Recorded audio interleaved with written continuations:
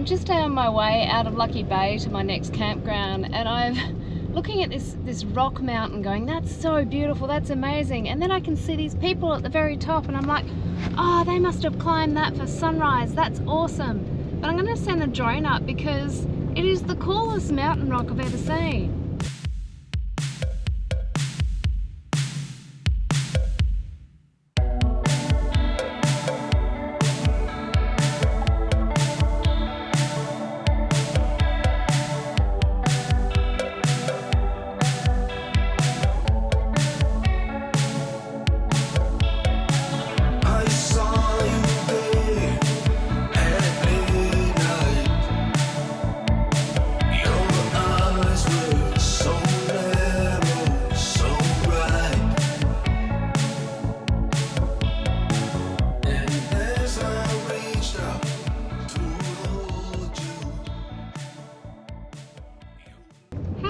That with the little gap in between the two rocks there. So that's Frenchman's Point. If I had more time I'd do the hike up there, but yeah, I don't this morning, so that's all right. If you're this way, you can do that and tell me what it was like.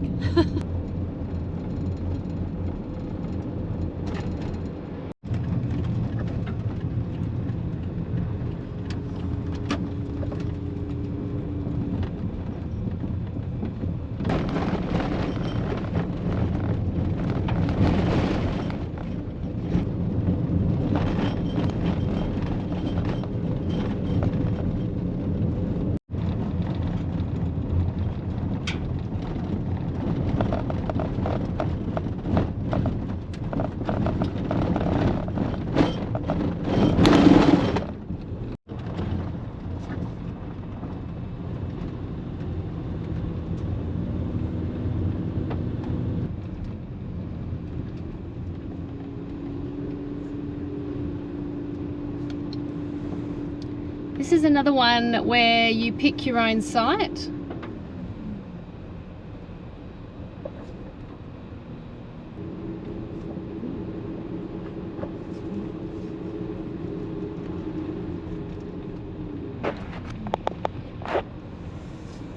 The sites are like mega secluded. Like you drive in and then there's an open space. I just want to try and get close to the water because I've got my SUP. So I'm just going to keep driving around and seeing. I mean, there's a lot of free campsites here, which is good. And I also want to try and get one that's got, I've got internet, sorry, telephone reception. I just want to make sure I've got a lot of sun as well. Oh, that looks like a nice one. I can see the water from there. Number 8, maybe. We might be able to get closer to the water again. But I like that one. It's nice and high. It's away from everyone. Oh, there's a little picnic thing there. Also like on that one.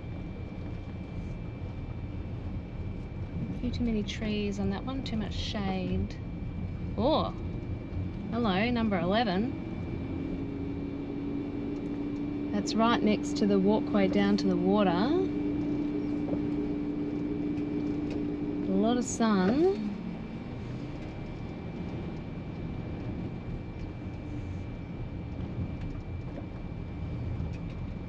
Big site, there's a table. Oh, you can actually drive through. Maybe I should save that one for a caravan.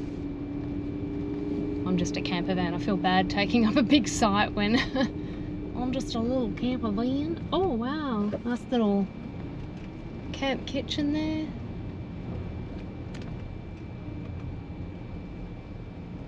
Number 12's nice and open, but that's quite big again.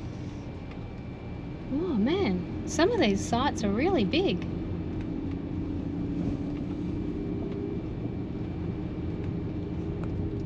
Yeah, I think I'm going to go back to number 8 because it wasn't a really big site, and I just, yeah, like I said, I just feel bad taking up a really big site when there's caravans that could be using them. So we've got some toilets just here. Nice and close, but not too close.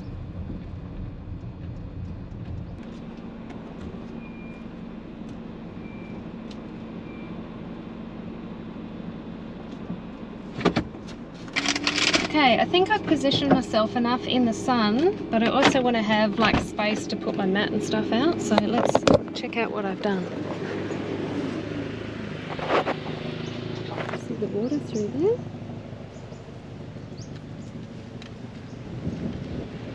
A bit of space there.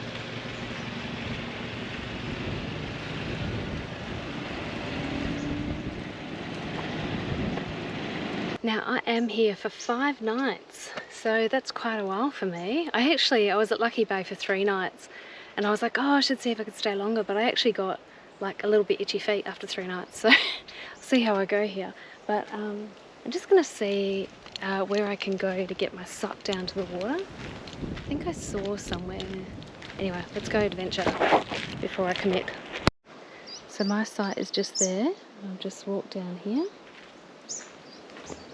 Looks like I might be able to get the sup down here.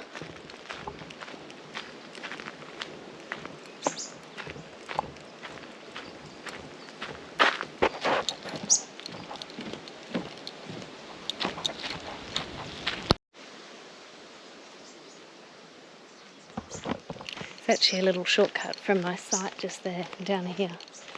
But it's still a bit of a walk. I need to get a trolley for my sup. My hips are actually really sore from walking it down to the beach at Lucky Bay. This path looks like it goes forever. I'm not walking this up all the way down there. I think I saw like a boat ramp area a little bit further down. Even if I can like take the van down there, drop the sup off in a spot and then leave the sup in a spot for the week, that would be cool.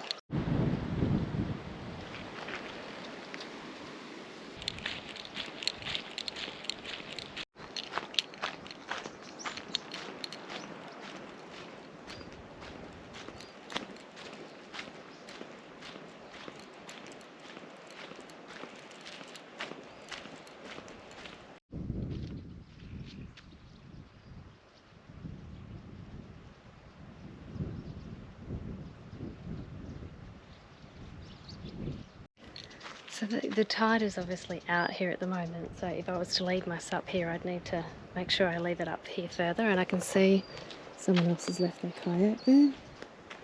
So I think before I set up, I might drive the van down here, drop my sup off and leave it in the bushes. And I just won't leave my paddle with it and hope for the best. It's a couple $100 if someone nicks it, but it's better than me lugging it all the way down here.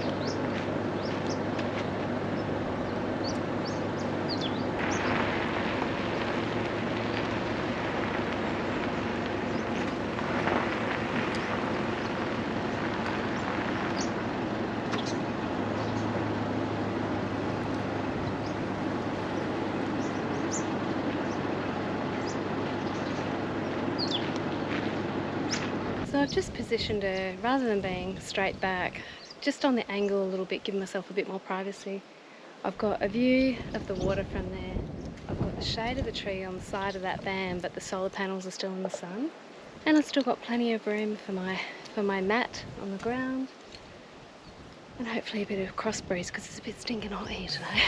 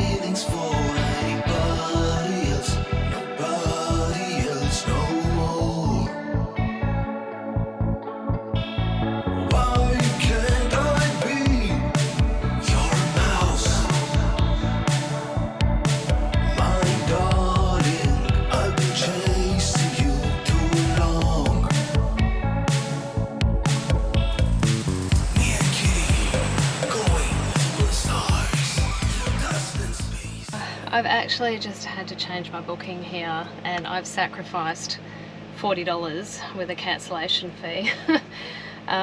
Just because it's so hot, and it is going to be cooler tomorrow, but Saturday is going to be 37 and there's going to be no breeze here, and I'm not going to survive. So I've looked at 4 Mile Beach campground, which I'm going to next, and I only got 2 nights there originally, but I've managed to score Friday and Saturday night there. Then I've got 2 nights where I can't get in, and then I've got another 2 nights there. So hopefully I can get into the caravan park on those 2 nights. I don't have availability there. Yeah, otherwise there were campsites that were available for tents.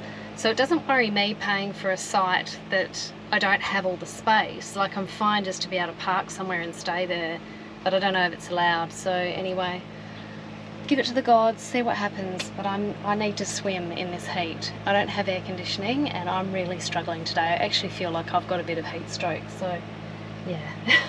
And yeah, it's just no fun. Buddy, no, not near my van. Oh my goodness.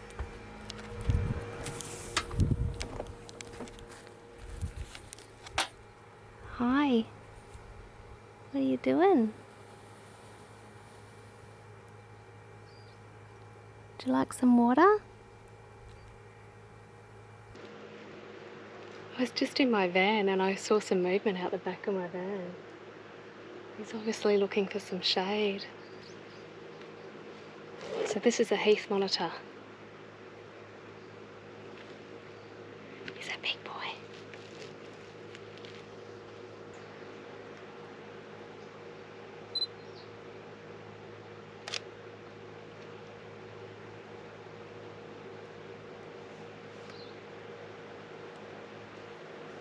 Out here in the bush, you can get used to the smaller sounds of the birds and the wind and the occasional rustle in the bushes, but this was a bit different. This is a heath monitor. It's a species that's native to Western Australia. They're a type of goanna that's actually closely related to the much larger parenti, which you'll find more in the northern parts of Western Australia. The heath monitor is a little bit more reserved, and you'll usually find them in exact kind of environments like this, which is a dry forest, shrub and coastal heathlands. And that's actually where their name comes from, the heath monitor, because they're so commonly found in low, shrubby heath vegetation like this. She don't want some water? Okay. See? Water. Water. There you go. Want some?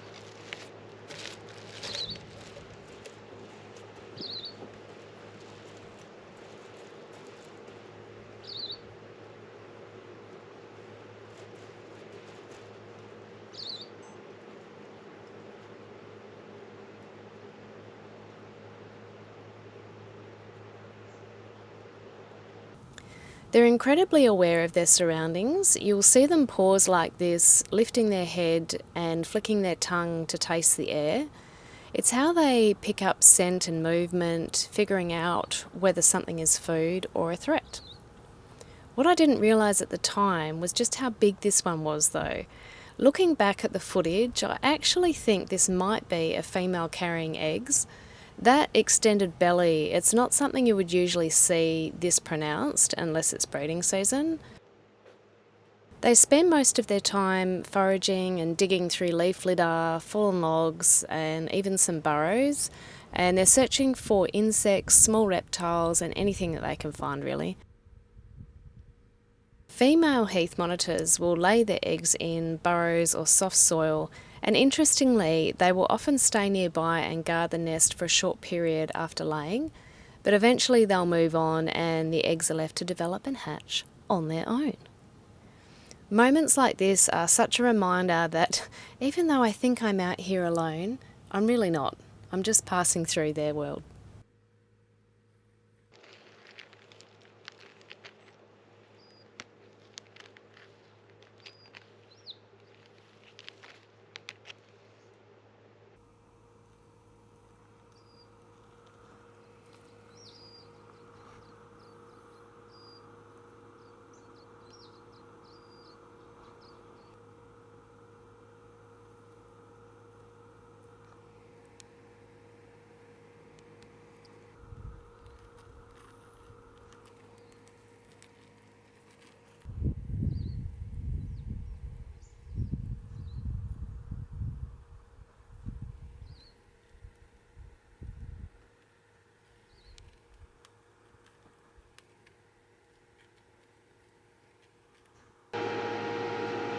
I'm going to have to be careful when I step out of my van. It's super friendly.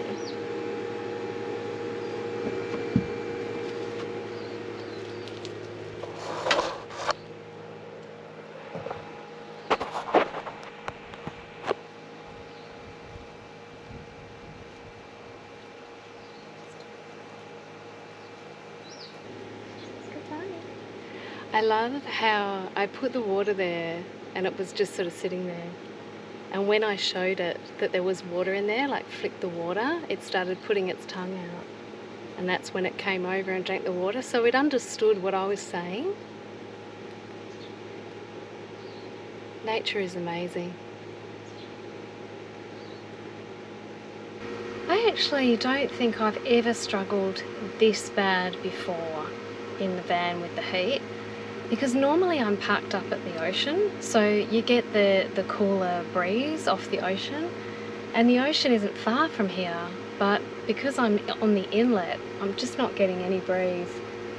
And that sun, it's just so hot, and it's hotter in the van, but I'm working, so I can't really take all my stuff outside, it's too hard basket.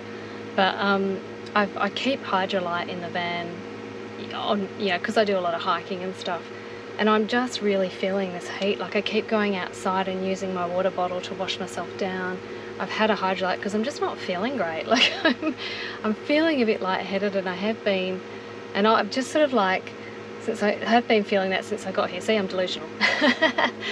I just force myself to eat because I know you got to keep, all your minerals up and that kind of thing. So yeah, I'm struggling with this, and the wind is like just about to change, and I'm like, come on wind. Oh, I just saw a breeze happen. Yeah. Oh, like I said, don't normally struggle this much because I'm on the beach, but yeah. Anyway, the joy of van life.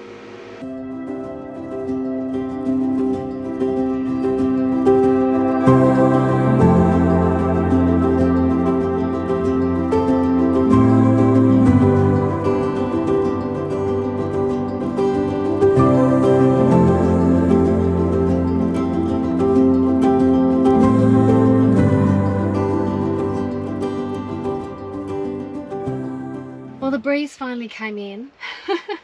It's a nice cool breeze, but it's not very strong. But I'm wondering if I actually ate something bad this morning that is one of the reasons why I was feeling so off. Because I wasn't hot, like it felt heat strokey, like I was feeling a bit, oh, I'm gonna throw up kind of thing. Anyway, my stomach's still feeling a bit dodgy, so I'm gonna cook myself a stir fry, but I'm gonna put rice with it. Just because, I don't know, rice, I feel like it's that kind of food that's good for an upset stomach. It's a bit plain. Yeah, plus I'm going to hit the road again tomorrow, so I can use my electricity now, so I'll either cook up a big stir fry and I can just heat that over the next few days. So yeah, let's do that. I've never cooked a stir fry with the Instant Pot before. I'm going to do the rice first on pressure cook, and then I'm just going to try the saute mode for the rest. Let's see how it goes.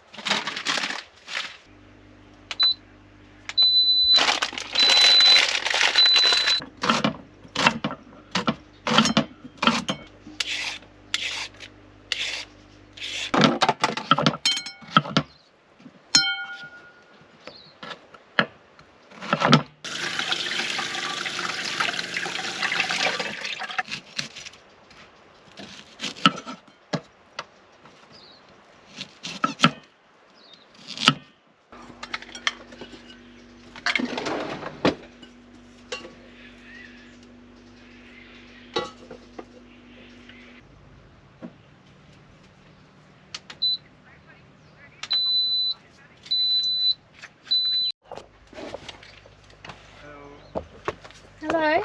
I was wondering if I could use your STARLINK for a second.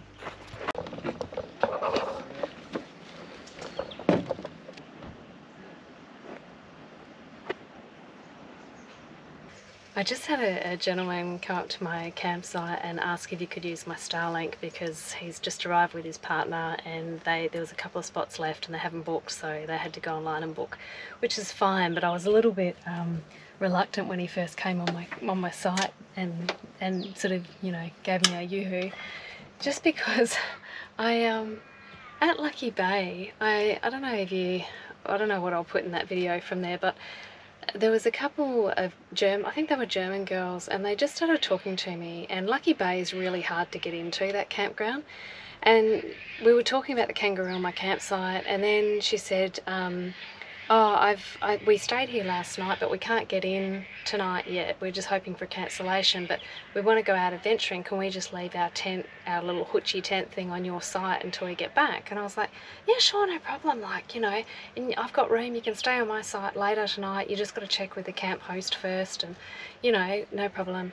Anyway, the camp host came around later, and he got a little bit miffed with me because he said, oh, they stayed last night. And I was like, that's what they told me.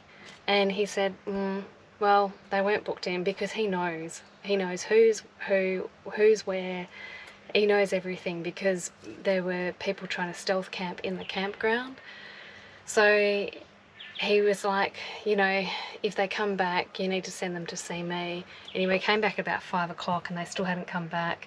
And he was just, he's like, this is what they do. They try anything, you know, because they had actually asked me how long I was staying there for, and I was only staying one more night. So if I had left the next morning and their tent was there, then it can look like, you know, someone's already set up, because you can just pick whatever campsite. Anyway, I just got a bit upset, because I don't like to think that people lie and like pull me into their lie, you know what I mean? And they did wind up coming back at about 7:30 that night, and he had taken their little hoochie thing onto his site by then. So I said, you need to go and see that guy. And just so you know, it almost got me in trouble as well, because, you know, I don't think you did actually pay to stay here last night by the sound of it. And they were like, oh yeah, we forgot to mention to him, you know. And I'm like, you know, don't do that. It's not nice, you know. Maybe I'm naive, but I'm like, why do people lie? Anyway, so I've got to be a little bit more cautious, but I don't want to be like that, you know. I want just to believe that people are nice. I do find that the Instant Pot with the saute mode, it's not like really hot, so, and the surface area is quite small, so it's sort of, yeah, I don't know, it kind of boils the meat rather than frying it.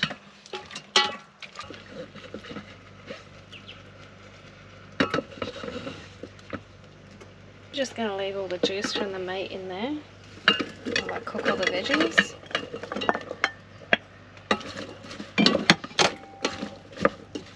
Give it a bit more flavor.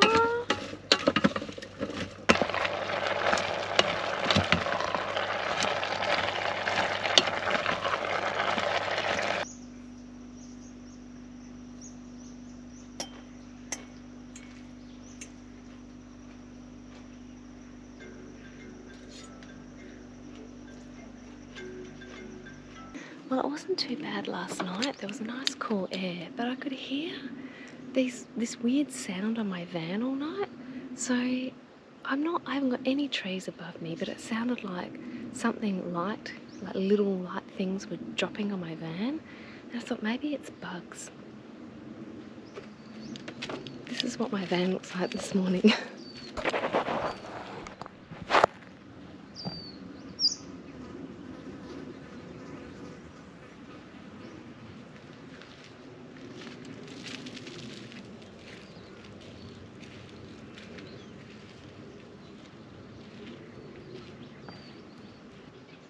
There's none on this side.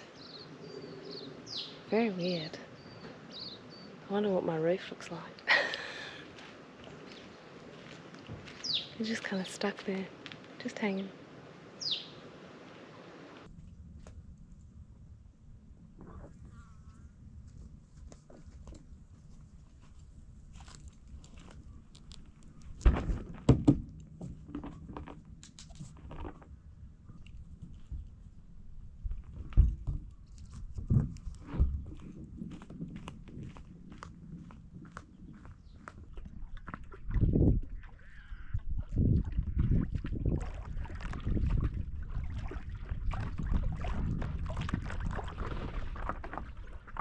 It's so shallow out here that I'm bottoming out all the time. Hopefully it'll get a little bit deeper the further I go out. But I was talking to a lady yesterday, I bumped into her on the shoreline, and we were actually having an awesome chat about bird life. She was a birder, so she was just looking through her binoculars at the different birds. And it's cool to like talk to someone who gets so excited about nature like I do. Yeah, so she was saying that she was talking to the camp host, and he was saying that this inlet here, there's actually a sandbank that cuts it off from the ocean, so it's not tidal. But when I looked at the land surrounding, you could see that the water would normally be up a lot higher, and apparently there was so much water, and this only happens apparently about every 15 years. There was so much water that it broke the sandbank, and so a lot of the water escaped, and so there's a lot of land mass now that would normally be underwater that isn't. So yeah, that was an interesting little tidbit of information. There's quite a lot of bird life on this inlet too, so yeah, anyway, I might head up to where that sandbank is, where the ocean is, see how far we get.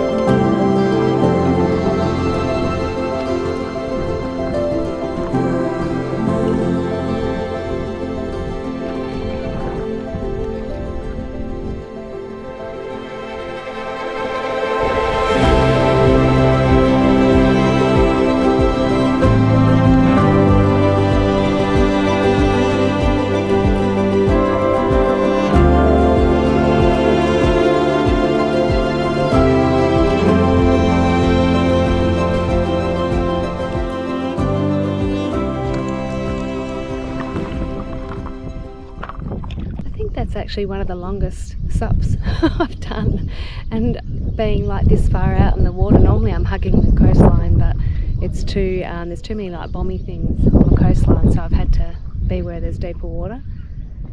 But at least now the wind can carry me home. Maybe I should try and make a sail with my shirt and my my paddle.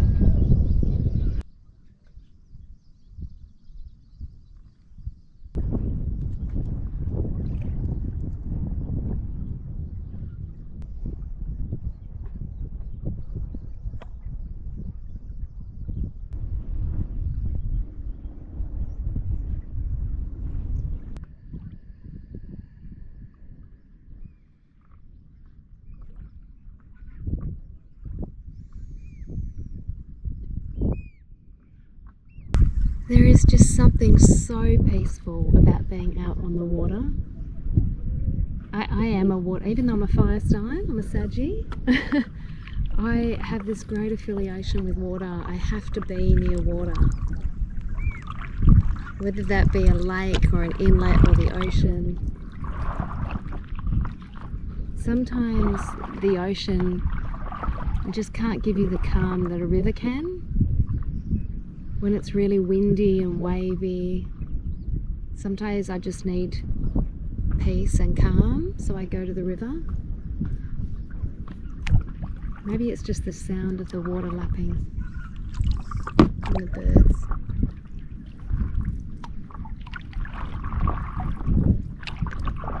I'm actually just sitting here, like enjoying the ride back and just going with the flow and thinking, oh, this is just smooth sailing from here. And it's sort of making me think that, you know, it's a little bit of a metaphor for life, because I had to paddle quite hard against the wind to get where I wanted to go. But now on the way back, I can just relax and enjoy my surroundings and chill and let nature take its course and push me back home. You know, and is that the same in life? You know, you sometimes have to have that period of pushing and striving and trying to achieve to get to a point. And then I suppose there comes a point where you've just got to let go and let the universe do its thing. And just enjoy the beauty in the surroundings and what will unfold from all your hard work.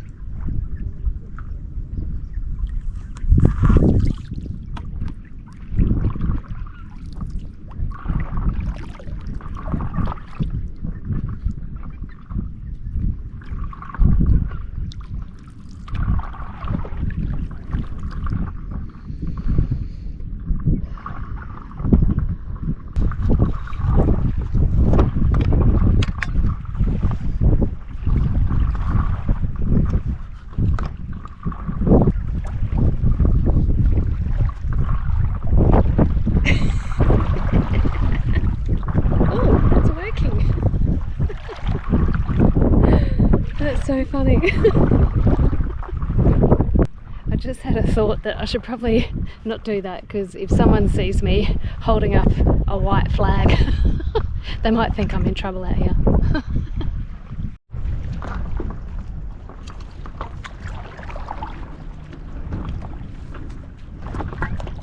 Well, it's actually not a bad little campground. I love this site number 8. It's kind of close to everything. It's up high. I can see the water. Wildlife's been awesome. Taking the sup out was great. But yeah, I don't... Just for me personally, when it's really hot like that, I don't have any aircon. If there's no wind, it's really horrible. So I'd probably recommend coming here when it's going to be cooler weather. But yeah, there are kitchen facilities. There's drop toilets. I haven't seen a rubbish point yet, or a silage facility, so I'm not sure it's got that. I haven't... the reception, I've got like a little bit of Telstra reception, but I had to use my Starlink in the end for Teams meetings. So yeah, on to my next campground now, and I've got to remember, go and pick up my sup before I leave.